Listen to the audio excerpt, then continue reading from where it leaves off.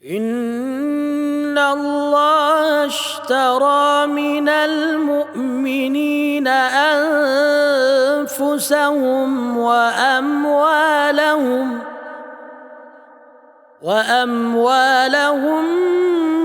بأن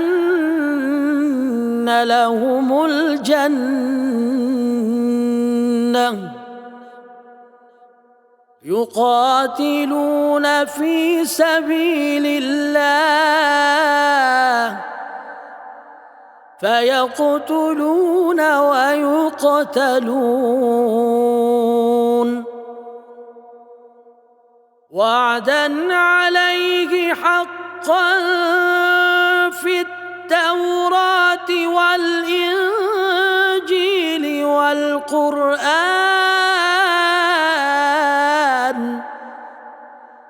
ومن أوفى بعهده من الله فاستبشروا ببيعكم الذي بايعتم به وذلك هو الفوز العظيم. التائبون العابدون الحامدون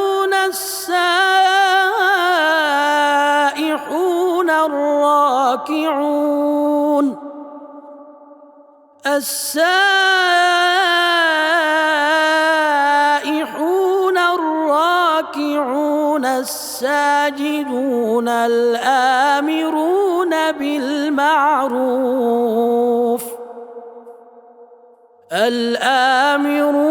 بالمعروف والناهون عن المنكر